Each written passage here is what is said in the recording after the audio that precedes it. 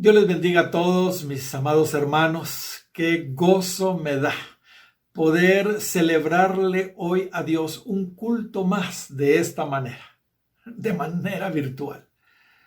Me gozo grandemente porque estamos llegando a muchísima gente que de otra manera no pudiéramos hacerlo. Dios, hermanos, sabe lo que hace.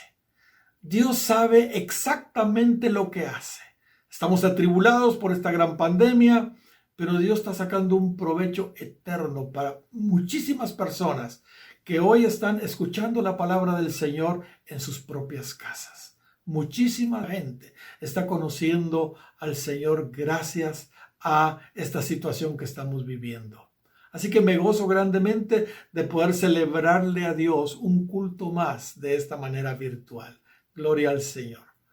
Muy bien, en esta oportunidad vamos a continuar con lo que empezamos a hablar hace un par de semanas. Solo voy a recordar algo de lo que dijimos para que podamos darle continuidad a nuestro tema.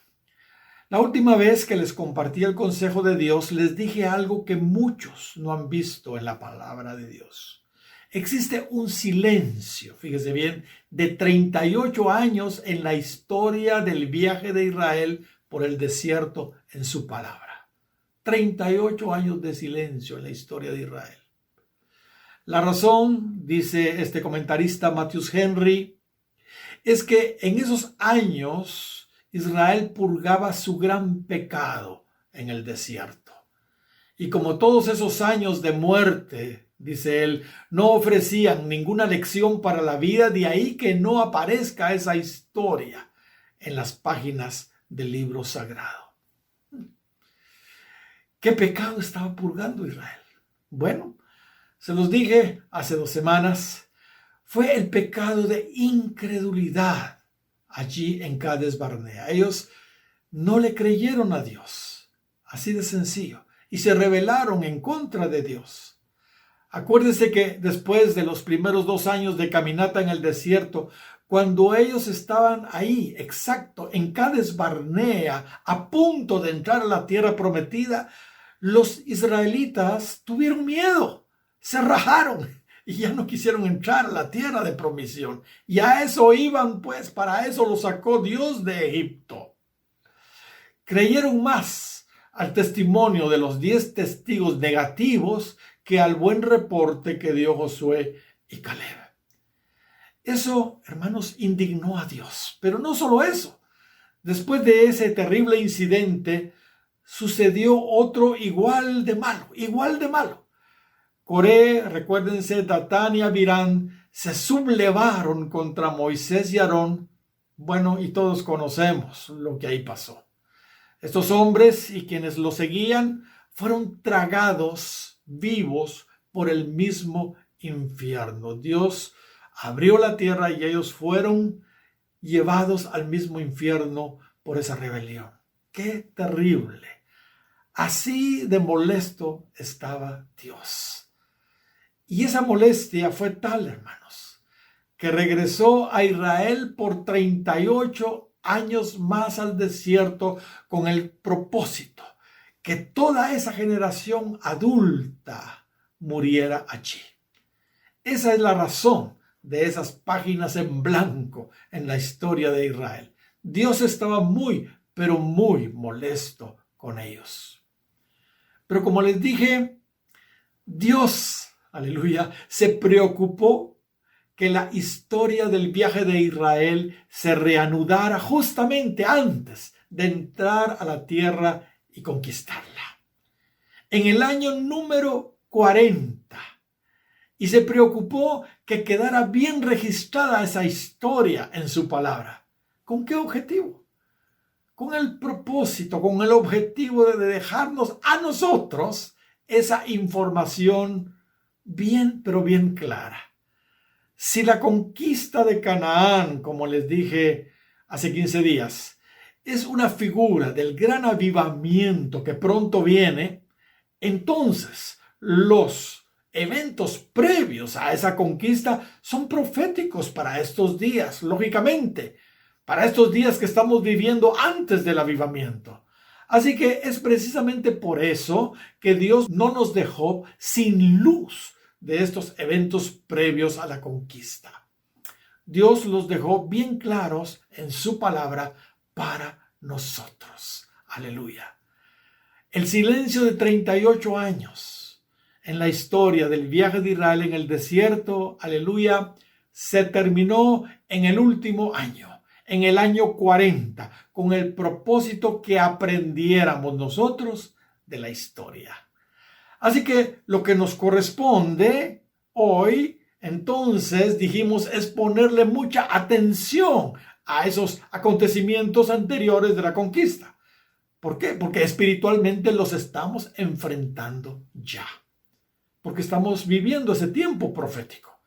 Hermanos, nos encontramos hoy, al igual que ellos en ese entonces, como les dije, en la recta final de nuestro viaje, antes del gran despertar que viene, el gran avivamiento. Aleluya. Eso a mí me emociona. Ok, ustedes recordarán, en primer lugar, estuvimos viendo que la historia del viaje se reanuda precisamente en Cades. La historia del viaje de Israel, que había tenido un silencio de 38 años, se reanuda precisamente en Cades Barnea, donde en el pasado, 38 años antes, los padres habían perdido el examen. ¿Casualidad? Definitivamente no fue casualidad que Dios reanudara la historia del pueblo de Israel en el desierto, precisamente en Cades. Llevaban esa retrasada, habían perdido ese examen. Y nuestro corto comentario al respecto fue que a esa nueva generación de hoy nos corresponde aprobar los exámenes que nuestros padres perdieron en el pasado, en su tiempo. Si ellos reprobaron, hermanos, el examen o los exámenes, nosotros no debemos hacerlo. Tenemos la historia a nuestro favor. En segundo lugar, vimos que ahí en Cades murió María, la hermana de Moisés y Aarón. Y les dije que en su momento íbamos a hablar sobre esto, porque es apropiado no hablar esto ahorita, sino después. Y ustedes lo van a entender en su momento. Y por último, estuvimos viendo el incidente de cuando Moisés fue provocado a pecar. Terrible incidente este. Y que a causa de ese pecado de última hora de Moisés, se le cohibió el privilegio junto a su hermano Aarón de entrar a la tierra prometida.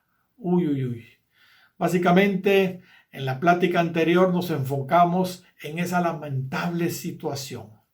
No vamos a repetir todo lo que ya dijimos, pues tenemos que avanzar. Eso sí, si por alguna razón, mi hermano, usted no pudo ver ese mensaje, no lo pudo oír, le animo a que lo haga, a que lo oiga. Ese incidente en particular es una lección de vital importancia para nosotros hoy, que estamos próximos a entrar a ese gran despertar. Hermanos, insisto, este tramo final del viaje de Israel en el desierto no está registrado por gusto en la Biblia.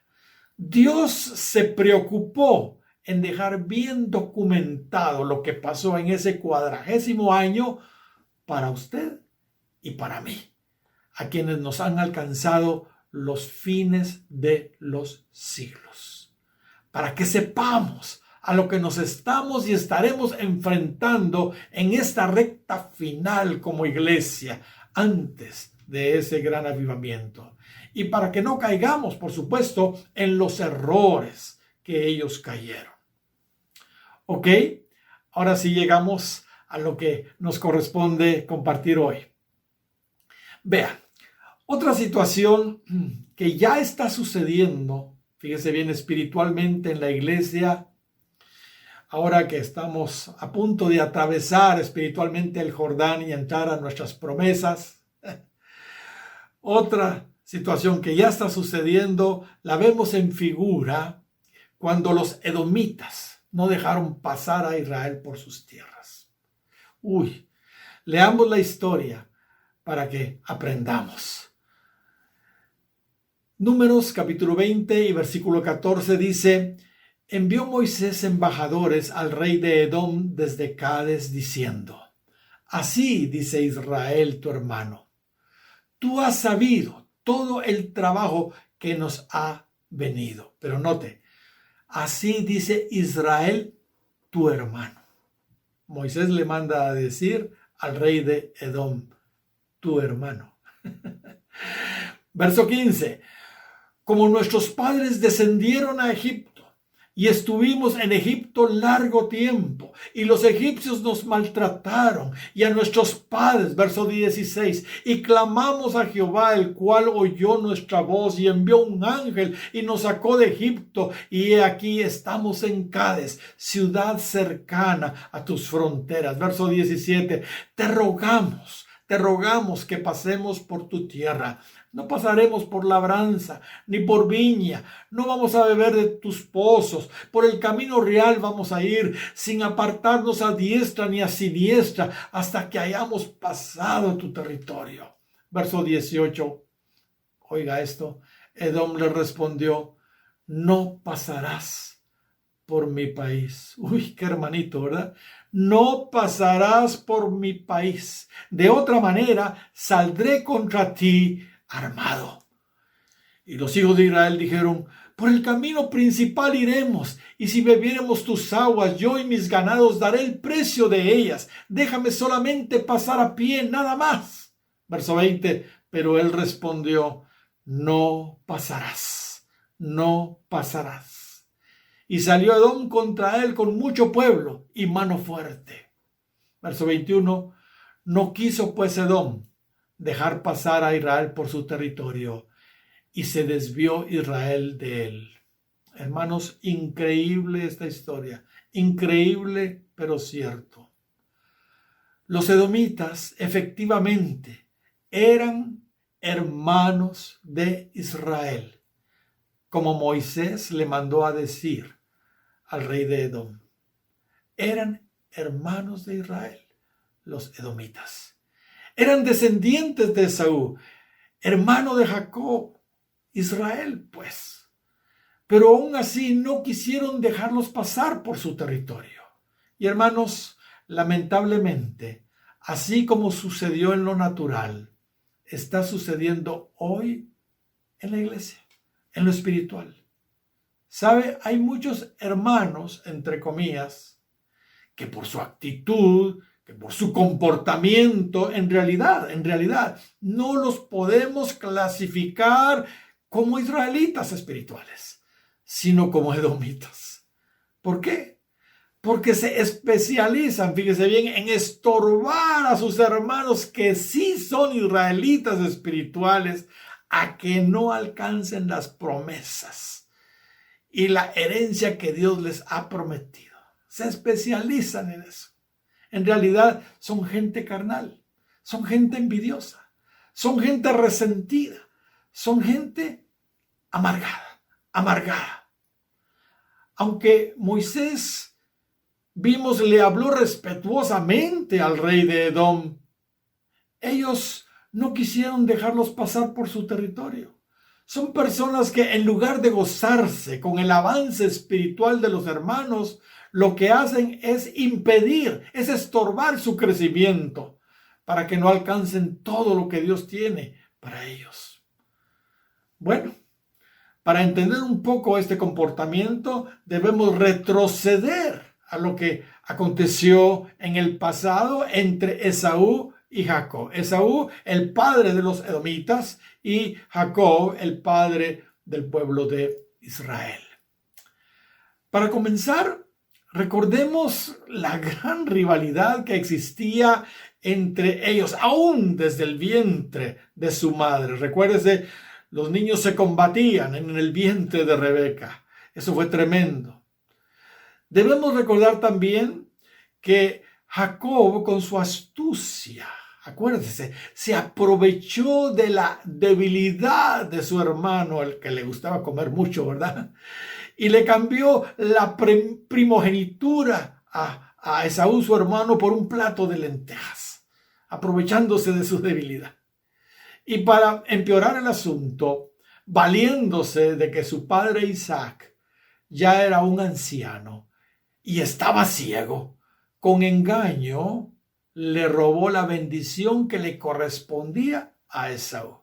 Le robó a su padre la bendición que le correspondía a Esaú. Mire qué tremendo. La historia de esa trampa, hermanos, es una historia realmente asombrosa. Sabiendo Isaac que sus días estaban contados, le pidió a su hijo favorito Esaú que le fuera a cazar un animalito ahí en el campo y que se lo preparara. Y entonces él lo iba a bendecir. Quería bendecir Isaac a Esaú antes de morir. Pues estaba bien. Sin embargo, Rebeca oyó esa conversación y le dijo a Jacob, su hijo favorito, porque cada quien tenía su hijo favorito, que fuera al rebaño y le trajera un par de buenos cabritos para preparárselos a Isaac rápido antes que Esaú regresara de la casa. Ella quería que fuera Jacob al que bendijera a Isaac, porque era su hijo favorito. Así que debido a que Esaú era un hombre velloso y Jacob un hombre lampiño, Rebeca se las ingenió y lo disfrazó para que pareciera Esaú Jacob, ¿verdad? Cuando Isaac lo palpara. El engaño funcionó y Jacob recibió la bendición en vez de Esaú. Usted tiene que leer esa historia ahí en Génesis capítulo 27. El asunto es que cuando Esaú se dio cuenta del engaño de su hermano, claramente dice la Biblia que se amargó. Su padre le dijo, bueno, pero ¿quién fue a quien yo bendije entonces, pues? Y entonces dedujeron que fue Jacob. Y dice el capítulo 27 de Génesis y verso 34, como Esaú oyó las palabras de su padre, clamó con una muy grande y muy amarga, fíjese en esa palabra, y muy amarga exclamación. Y le dijo, bendíceme también a mí, Padre mío. Repito, con una muy grande y muy amarga exclamación. Uy, ahora estamos entendiendo por qué sucedió lo que sucedió cuando Israel quiso pasar por el territorio de Esaú. Hermanos, permítanme hacer aquí una comparación ahora que estamos viviendo este tiempo tremendo del coronavirus. Quiero ilustrar lo que estoy compartiendo haciendo una comparación. Atención a esto. Todos sabemos que este virus, el COVID-19, como cualquier virus, por supuesto, aunque no se ve, pues es microscópico, está por ahí en todos lados y es altamente contagioso. Es altamente contagioso. Hermanos, exactamente así es la amargura. Exactamente así es la amargura. Y todavía peor. La amargura, al igual que el coronavirus, no se ve. Y vaya si no es contagiosa la amargura. La gente ni se da cuenta que la contagiaron de amargura. Sin embargo, sí lo están. Y los resultados de ese contagio sí que es trágico. Sí que es trágico. Miren lo que nos dice Pablo haciendo referencia a la amargura de Esaú en Hebreos capítulo 12 y versículo 14. Seguid la paz con todos y la santidad, sin la cual nadie verá al Señor. Mirad bien, no sea que alguno deje de alcanzar la gracia de Dios, que brotando alguna raíz de amargura os estorbe y por ella muchos sean contaminados. No sea que haya algún fornicario o profano como Esaú, que por una sola comida vendió su primogenitura. Porque ya sabéis que aún después, deseando heredar la bendición, fue desechado y no hubo oportunidad para el arrepentimiento, aunque la procuró con lágrimas. ¿Se dieron cuenta? Se habla de una raíz de amargura y se habla de Esaú. Y algo más, aquí se nos dice que el asunto de la amargura al principio no se ve. Al principio no se ve, pues empieza como una raíz. Empieza como una raíz. Y las raíces no se ven porque están bajo tierra, están enterradas. Sin embargo, esas raíces se siguen profundizando cada vez más. Se siguen arraigando hasta que la planta brota y puede llegar a convertirse esa planta en un inmenso árbol, en un árbol gigantesco. Mucha gente tiene en su corazón raíces de amargura y a simple vista no se nota nada, pues están enterradas esas raíces. Ni ellos lo notan muchas veces. Una simple molestia quizá con alguien. Sin embargo, esa raicita, si no se arranca a tiempo, se sigue profundizando y cuando usted se viene a dar cuenta, ya no es una simple raicita, ya no es una simple molestia, es un gran árbol de resentimiento y amargura que le está haciendo mucho daño no solo a usted, sino a todos los que se relacionan con usted. Porque una persona amargada siempre está hablando mal de las personas. Esto es inevitable para una persona amargada. Y lo que hace es esparcir el virus de la amargura en los corazones de los que la oyen. Hermano, hermana, use mascarilla. Así como estamos usando todos ahora mascarilla. Bueno, yo no lo estoy haciendo porque estoy predicando ahorita, solito, encerrado en este cuarto. ¿Vieron lo que me ha costado? No me ha funcionado el celular, pero gracias a Dios ya está funcionando, creo. Hermano, use mascarilla si está amargada, si está amargado. No propague esa pandemia de la amargura, por el amor de Dios. Cállese la boca, pues. Por eso Pablo nos anima en este verso 15 de Hebreos 12 a que descubramos si tenemos o no raíz de amargura oculta en nuestro corazón. Nos anima a que lo descubramos. Pablo nos dice en el verso 15, mirad bien, no sea que alguno deje de alcanzar la gracia de Dios, que brotando alguna raíz de amargura os estorbe y por ella muchos sean contaminados. Mi hermano, probablemente usted diga, hermano Ricardo, yo sí no estoy amargado, ¿ok? No importa, qué bueno. De todos modos, yo le sugiero lo que Pablo le sugiere. Pablo nos exhorta, nos anima a hacernos un autoexamen minucioso para asegurarnos que de veras no hay ninguna raicita por ahí.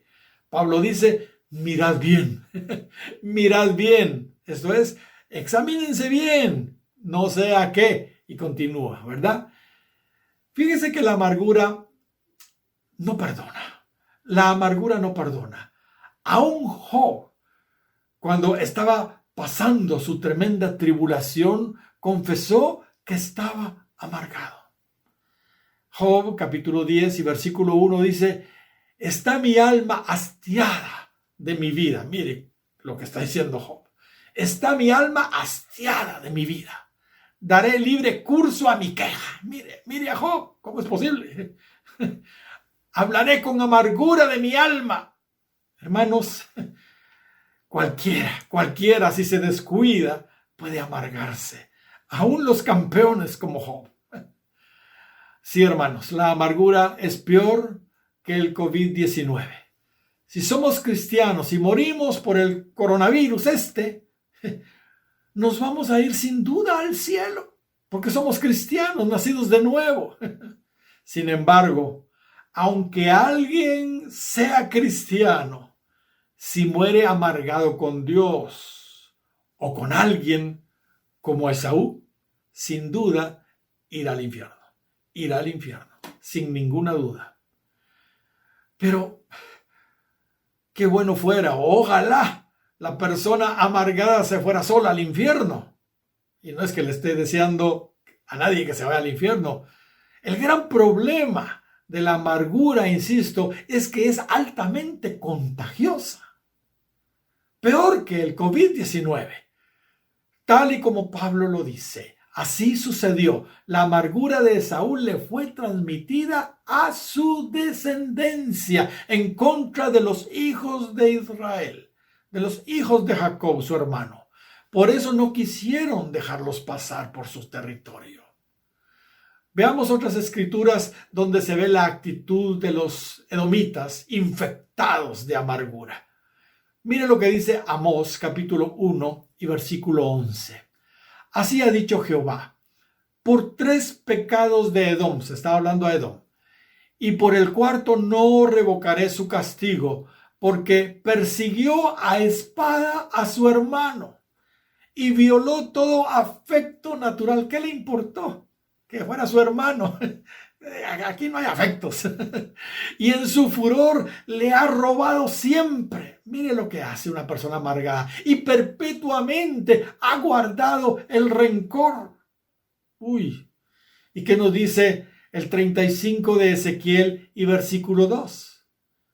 Mire lo que dice. Hijo de hombre, pon tu rostro hacia el monte de Seir. Era el lugar donde estaban establecidos los idumeos. El monte de Seir. Pon tu rostro hacia el monte de Seir y profetiza contra él. Y dile, así ha dicho Jehová el Señor. He aquí yo estoy contra ti, oh monte de Seir, o sea, los idumeos. Y extenderé mi mano contra ti y te convertiré en desierto y en soledad. A tus ciudades asolaré y tú serás asolado. Y sabrás que yo soy Jehová, por cuanto, fíjese bien, tuviste enemistad perpetua. Por cuanto tuviste enemistad perpetua y entregaste a los hijos de Israel al poder de la espada en tiempo de su aflicción, en el tiempo extremadamente malo. Ay, ay, ay. Esa es la actitud de las personas amargadas. Eso. ¿Sabe usted lo que hacían los descendientes de Esaú cuando Judá estaba siendo invadida por los babilonios para ser llevados cautivos? Fue terrible. Leamos lo que nos dice Abdías al respecto. Y mientras leemos, por favor, pensemos, porque exactamente ese es el comportamiento, hermanos, de los amargados. Y yo no quiero identificarme con eso. Mi hermano, como Pablo dijo, mirad bien. Examinémonos pues, examinémonos. Mire lo que dice Abdías capítulo 1 y verso 10 en adelante. No vamos a leer todo el capítulo, pero obviamente se está hablando a los hijos de Edom, de Esaú. Dice el verso 10, por la violencia hecha a tu hermano Jacob. Sí, era su hermano. Te cubrirá la vergüenza y serás destruido para siempre. En el día cuando te pusiste firme del lado contrario, mire pues, en el día cuando su poderío fue llevado cautivo por los extraños y los extranjeros llegaron hasta sus puertas y echaron suertes por Jerusalén, tú también te comportaste como uno de ellos. Ay, ay, ay, ay, ay. Verso 12. No debiste haberte quedado mirando a tu hermano en su día trágico, en el día de su desgracia. No debiste alegrarte de los hijos de Judá en el día de su ruina. No debiste extralimitarte con tu boca, porque vaya, se estaban burlando, estaban hablando de más, pues, en el día de la angustia. No debiste entrar por la puerta de mi pueblo en el día de su ruina. Tampoco debiste mirar su miseria en el día de su ruina. No debiste echar mano de sus bienes en el día de su ruina. Tampoco debiste ponerte en las encrucijadas de los caminos para aniquilar a sus fugitivos. No debiste haber entregado a sus sobrevivientes en el día de la desgracia. Mire todo lo que los hijos de Esaú, los idumeos, los edomitas, hicieron en contra de Judá cuando los invadieron los babilonios. Se pusieron del lado de los babilonios y colaboraron con ellos, se rieron de los judíos por lo que les estaba pasando. ¡Qué horrible! Que Dios, hermanos, nos libre a todos de la amargura. El salmista también registra en oración la caída de Jerusalén. Mire lo que dice el Salmo 137 y verso 7. Ahí dice: acuérdate, oh Jehová, de los hijos de Edom, que en el día de Jerusalén decían: arrasadla, arrasadla hasta los cimientos. Mire qué actitud la de los amargados. Hermanos, ¿hasta dónde puede llegar una raíz de amargura que empezó en una persona, en Esaú? Pero el asunto no termina ahí. Fíjese que Esaú, además de casarse con 2 mujeres cananeas, también se casó, fíjese bien, con una hija de Ismael. ¿A dónde quiero llegar? La amargura de Esaú también infectó a los ismaelitas. Eso explica el por qué los descendientes de Ismael, los ismaelitas, han sido los peores enemigos de Israel en la historia. Gracias a Dios, el evangelio ha llegado a muchos de ellos y se están convirtiendo al Señor, y glorificamos al Señor por lo que Dios está haciendo. Pero aún hay más. ¿Sabe? Como esto del virus de la amargura es una reacción realmente en cadena, exceptuando la iglesia, en general el mundo entero ha sido contaminado por los hijos de Esaú y los ismaelitas, en contra de los hijos de Jacob, Israel. Solo la iglesia ama a Israel y ora por Israel, de ahí lo demás nadie quiere Israel. Bueno, algunos que otros, pero muy pocos en realidad. Razón tenía Pablo ahí en Hebreos capítulo 12 y versículo 15, mirad bien, no sea que alguno deje de alcanzar la gracia de Dios, que brotando alguna raíz de amargura, os estorbe y por ella muchos sean contaminados. Es lo que ha sucedido. Ahora, déjenme decirles algo. Jacob era también cosa seria. No era una mansa paloma, pues. No era una mansa paloma y no estamos tratando de defenderlo acá. Él era un suplantador. Él era un engañador. Igual que usted, igual que yo. Sin embargo, había una gran diferencia con Esaú. Igual que usted y yo. Jacob se arregló con Dios. Igual que usted, igual que yo, espero. Jacob se arregló con Dios en Peniel, mientras que Esaú se quedó amargado hasta el día de hoy, su descendencia, ¿entiende? Hermanos, el tema de la amargura es un tema que realmente debemos conocer, pues está haciendo, hermanos, mucho daño a la iglesia, sobre todo en este tiempo, por lo que estamos descubriendo proféticamente. En el griego original, la palabra amargura también significa, fíjese bien, punzante. Y la idea es que es algo puntiagudo que perfora, que atraviesa. Una persona amargada, entonces, hermanos, perfora el alma de las personas con sus palabras, atraviesa sus corazones. El salmista Asaf dijo en el Salmo 73 y verso 21, fíjese bien, se llenó de amargura mi alma y en mi corazón sentía ¿qué? Punzadas. Notemos cómo se relaciona punzadas con amargura. Amargura en el original también significa veneno. Fíjese, también significa veneno. La idea es que una persona amargada, sus palabras son amargas y envenenan. Las palabras de una persona amargada son venenosas, Hermanos, Hay muchas situaciones que pueden amargar a las personas. Generalmente las personas amargadas son personas como Esaú.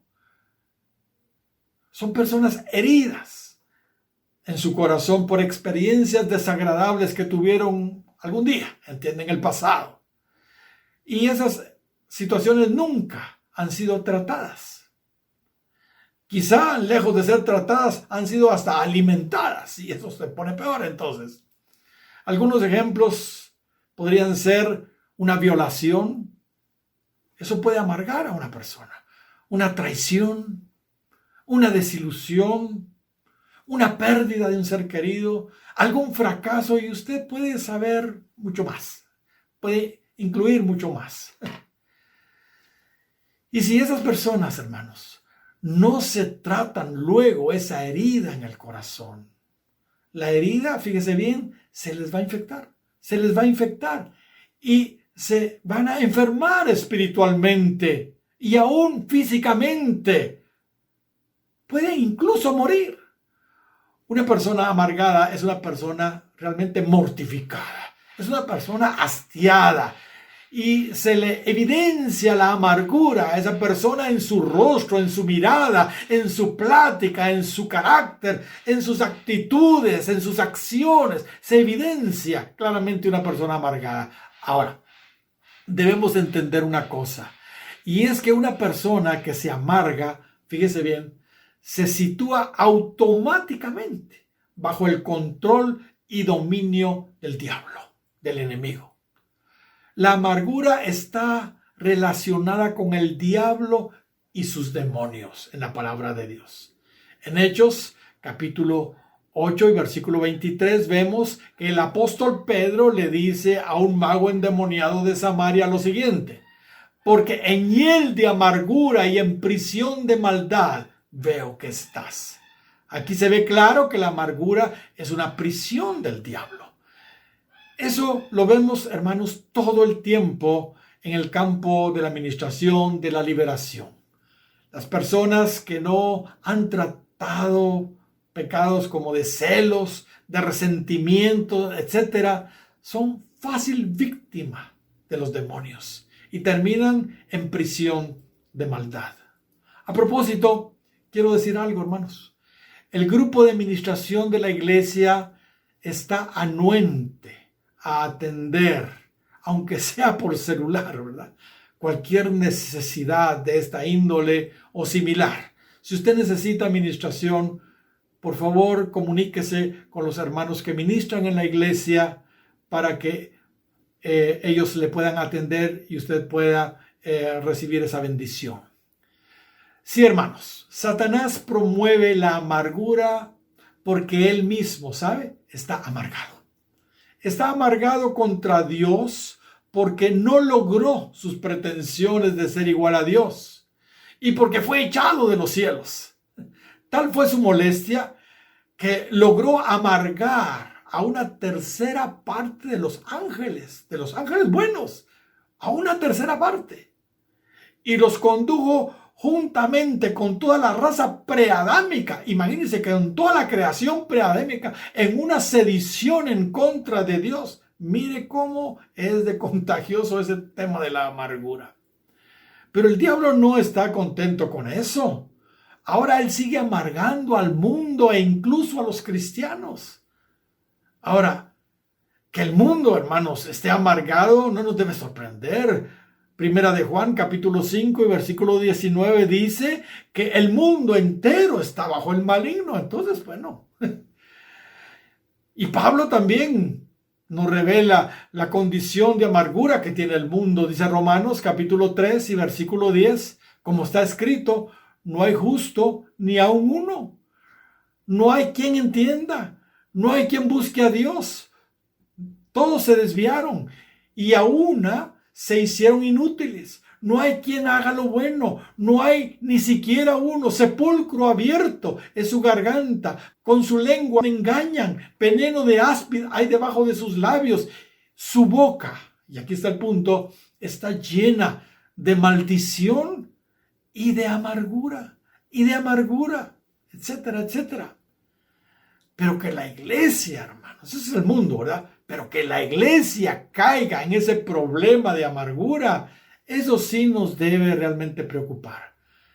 Lamentablemente, el diablo ha logrado amargar también a muchísimos en la iglesia, a muchísimos cristianos.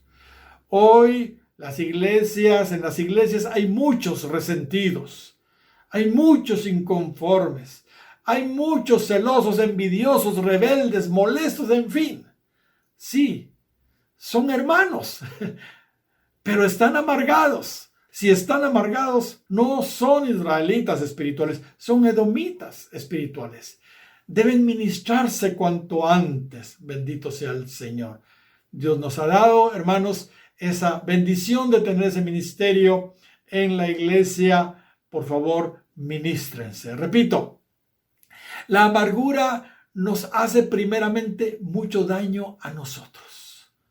Nos deprime, nos hace infelices, nos entristece, nos enojamos, en fin. Pero ojalá se quedara ahí el asunto.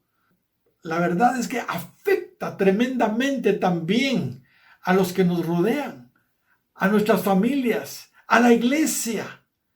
Es una enfermedad, hermanos, la amargura altamente contagiosa.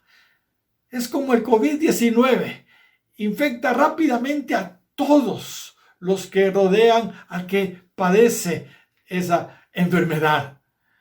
Como ya mencionamos, hay muchas razones por las que las personas se pueden amargar. Pero otra de ellas es por los celos, fíjese. Cuando ven el éxito en otras personas, entiende, muchos no lo soportan y les entra esa envidia, esos celos. Santiago, el hermano del Señor, dice en el capítulo 3 y versículo 14 y 15, pero si tenéis celos o envidia, dice la otra versión, amargos y contención, o sea, rivalidad, dice otra versión, en vuestro corazón, no os jactéis, ni mintáis contra la verdad, porque esta sabiduría no es la que desciende de lo alto, sino terrenal, animal, diabólica. Aquí, hermanos, se confirma una vez más que la amargura la alimenta también el diablo. Y es interesante, una vez más nuestra cita, Hebreos 12:15, es interesante lo que ahí se nos dice, automáticamente, si estamos amargados, dejamos de recibir la gracia de Dios. Inmediatamente. Dice ahí, mirad bien, no sea que alguno deje de alcanzar la gracia de Dios, brotando alguna raíz de amargura, etcétera, etcétera.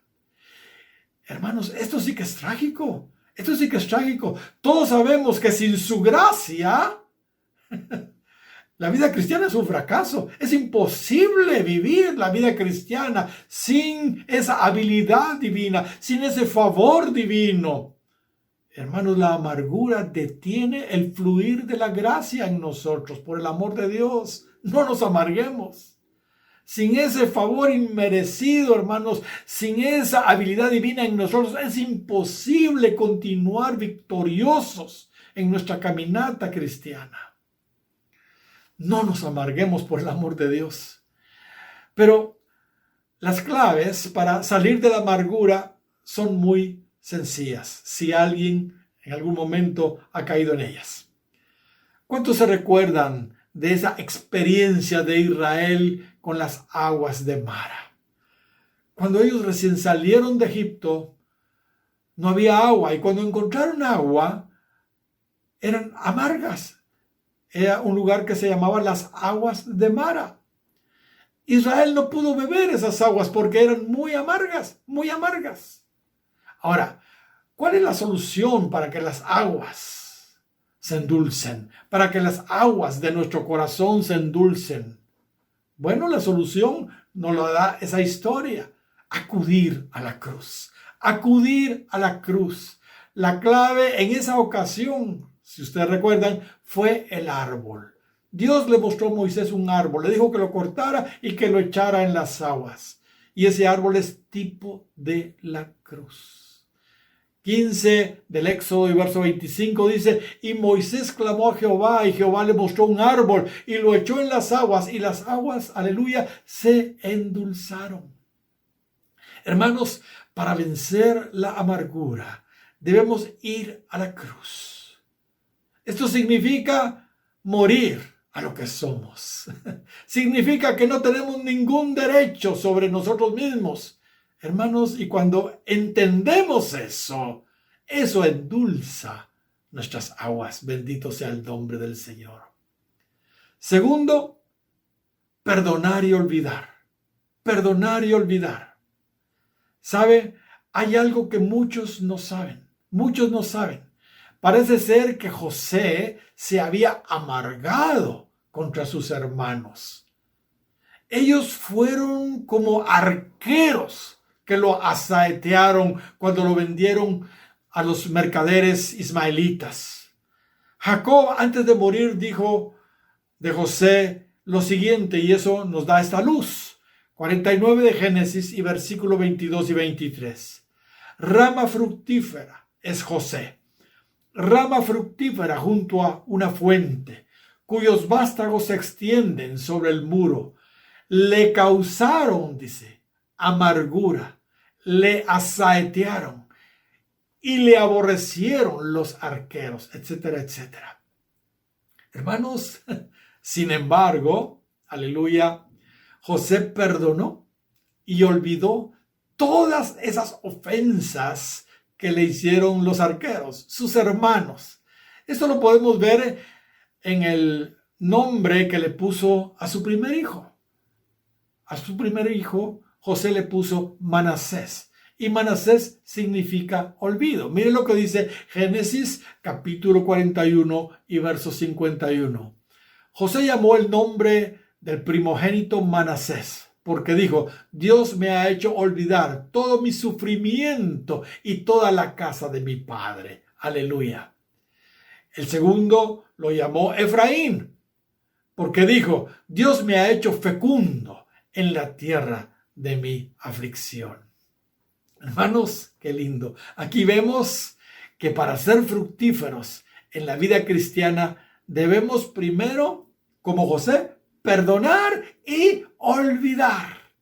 Perdonar y olvidar. Muchos están estériles porque no han perdonado. Están resentidos, están amargados, ¿entiende? Sus hermanos, los arqueros, lo asaetearon.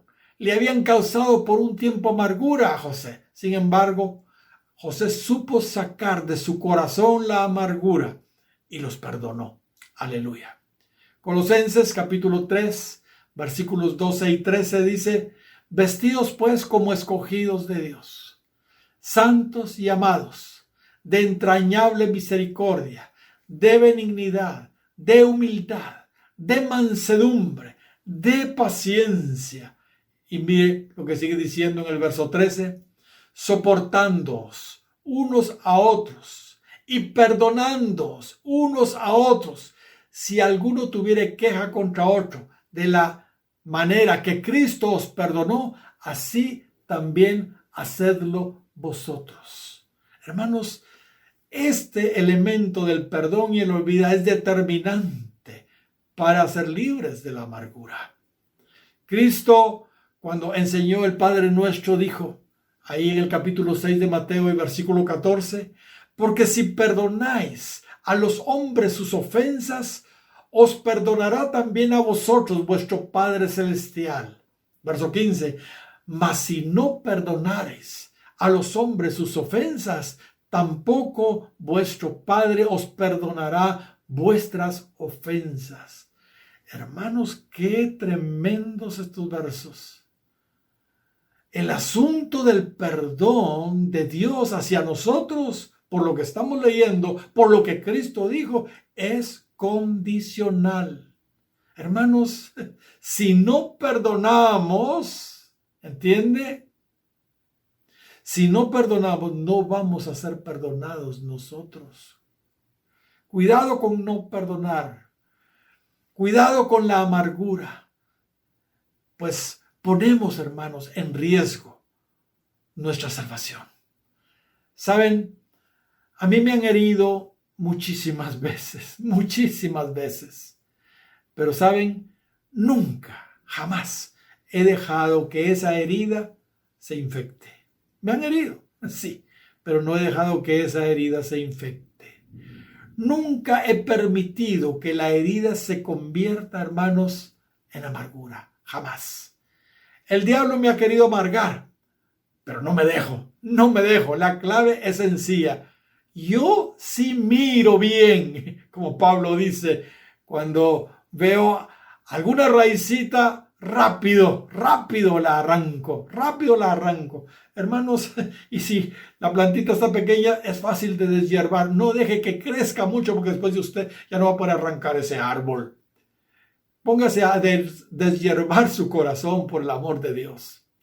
De hecho, la amargura no es Dios quien la quita. Somos nosotros mismos los que tenemos que tomar acción y arrancar esas raíces en nosotros. Efesios capítulo 4 y versículo 30 dice, no hagan poner triste al Espíritu Santo. Fíjese bien, no entristezcáis, dicen las otras versiones más comunes, ¿verdad? Pero estoy usando esta. No hagan poner triste al Espíritu Santo, quien es la garantía para su completa liberación en el día señalado. Y aquí está por qué escogí esta versión. Dice el verso 31, saquen de su vida la amargura. Saquen de su vida la amargura, el enojo, los insultos, los gritos y toda clase de maldad. Sean amables y considerados unos con otros y perdónense como Dios los ha perdonado a través de Cristo. Gloria al Señor. La versión BLA dice, arranquen de raíz, dice esa versión. Entre ustedes los disgustos. Arranquen de raíz entre ustedes los disgustos, así lo dice. Si no lo hacemos, entristecemos, como ahí dice, el Espíritu Santo. Contristamos al Espíritu Santo. Un consejo. Cuando alguien amargado, fíjese bien, nos está intentando dar a beber aguas amargas con lo que nos están diciendo, no se las recibamos. ¿Sabe? A Cristo en la cruz le trataron de dar a beber hiel amarga, pero él simplemente no la tomó. Dice el capítulo 27 de Mateo, el versículo 34, le dieron a beber vinagre mezclado con hiel. Ahí está la amargura. Pero después de haberlo probado, no quiso beberlo. Le quisieron dar a beber amargura, pero cuando la probó, no quiso beberlo. Exactamente eso tenemos que hacer nosotros. ¿Saben? Si alguien tenía razón para amargarse realmente no hay razón, pero a alguien se le podría, digamos, considerar que podía amargarse por todo lo que hicieron, fue Jesús. Sin embargo, Él no se amargó. Él dijo en la cruz, Padre, perdónalos porque no saben lo que hacen. Miren, aguas dulces salieron de sus labios, no amargura. Padre, perdónanos porque no saben lo que hacen. Y él sí tenía, digamos así, razones para amargarse. Hermanos, estamos en la recta final. Nosotros decidimos. ¿Qué somos? ¿Somos israelitas o somos edomitas? Usted decide qué quiere ser. ¿Quiere ser de los que avanzan hacia las promesas y la herencia que Dios les ha prometido, le ha prometido? ¿O de los que estorban a los que estamos avanzando para que no las obtengamos? ¿Entiende? Usted decide. Una última palabra. Ya se las he dicho en anteriores predicaciones, pero se las vuelvo a repetir. El ajo de la vida cristiana es, primero, perdonar. Y en segundo lugar, pedir perdón. Si no perdonamos, hermanos, vamos a terminar amargados y vamos a terminar perdiéndonos eternamente. Así que hay que perdonar, pero también tenemos que pedir perdón, porque muchas veces hemos hecho daño y hemos sembrado en esas personas hemos puesto una herida en esas personas, y esas personas se pueden amargar y se pueden perder eternamente. Así que por ellos también hay que pedir perdón por lo que nosotros les hemos hecho. Mi hermano, haga esto y su eternidad está asegurada. Se lo garantizo. Bendito sea el nombre del Señor. Oremos. Señor, gracias te doy por tu bendita palabra. Señor, gracias porque la verdad, esta palabra nos confronta. Ayúdanos, danos de tu gracia para que podamos vivir estas escrituras y que podamos ser libres de cualquier amargura. Te lo suplico en el nombre de Jesús. No permitas que la amargura detenga esa gracia en nosotros. Que tu gracia, Señor, siempre fluya en nosotros para no amargarnos. Gracias, Señor, en el nombre de Jesús. Amén y amén.